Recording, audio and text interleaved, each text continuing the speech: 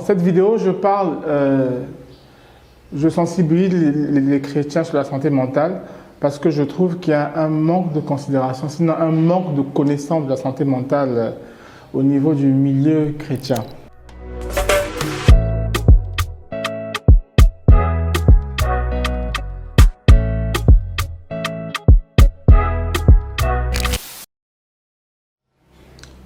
Merci pour la question. Alors, le tournage s'est bien passé avec beaucoup d'imprévus parce que vous savez, quand vous bossez avec des gens, chacun a son programme, c'est pas évident. Et la plupart sont des amateurs, ne sont pas des acteurs confirmés, moi y compris d'ailleurs. On fait juste parce que c'est la passion, on aime le cinéma et on aimerait bien explorer en fait cet univers. Donc ça s'est passé tranquillement avec des imprévus, mais bon, ça va, on rend grâce. Et bon, par rapport au scénario, parce que ça fait partie de la préparation aussi du film, c'était un peu compliqué. Mais bon, je me suis fait aider par le réalisateur de la vidéo. Après, il a corrigé et puis bon, voilà. On a pu tourner en toute tranquillité.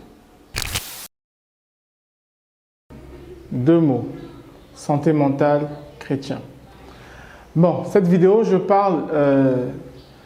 je sensibilise les chrétiens sur la santé mentale parce que je trouve qu'il y a un manque de considération, sinon un manque de connaissance de la santé mentale au niveau du milieu chrétien.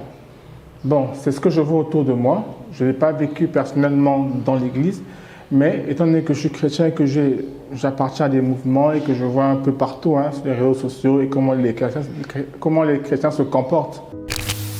Mes frères de l'église, je pense qu'ils vont m'aider. Grâce à eux, j'irai mieux. Dis-moi, c'est ce que je pensais.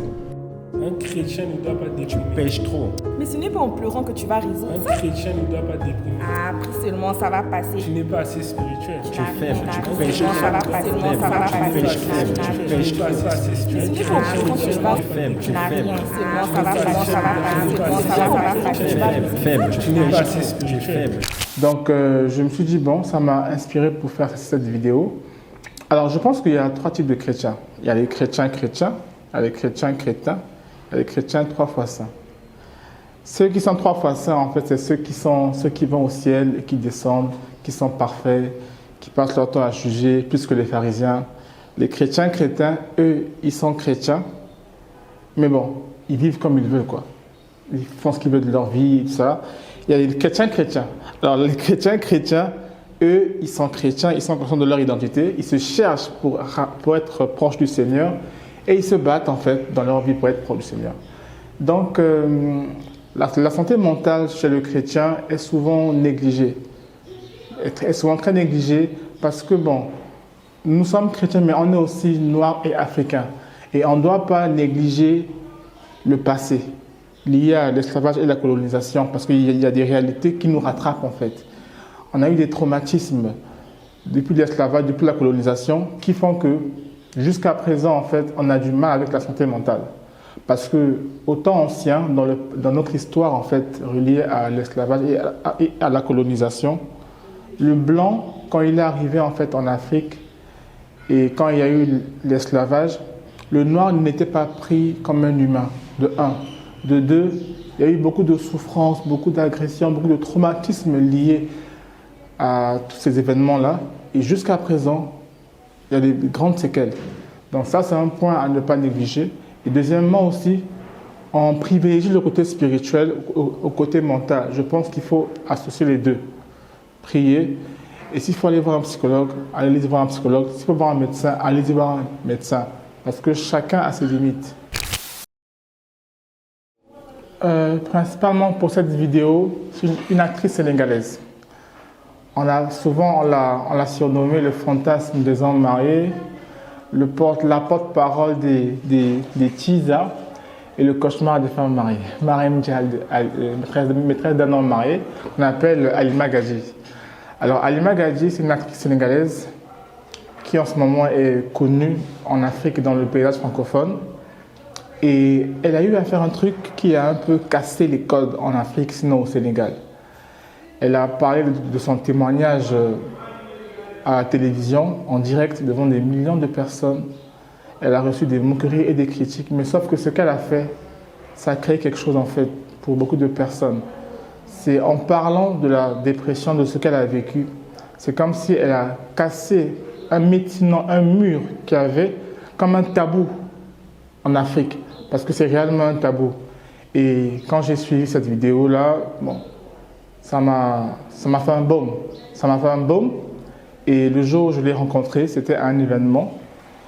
Je lui ai dit merci par rapport à ça. Donc, principalement, c'est elle qui m'a quand même motivé à faire cette vidéo-là. Et voilà, bon. À part ça, ce qui m'a aussi inspiré, qui m'a motivé à le faire, c'est juste le ressenti. Parce que je trouve que beaucoup de gens, tout le monde à un moment passe des moments difficiles. Tout le monde à un moment a des blessures, a des souffrances.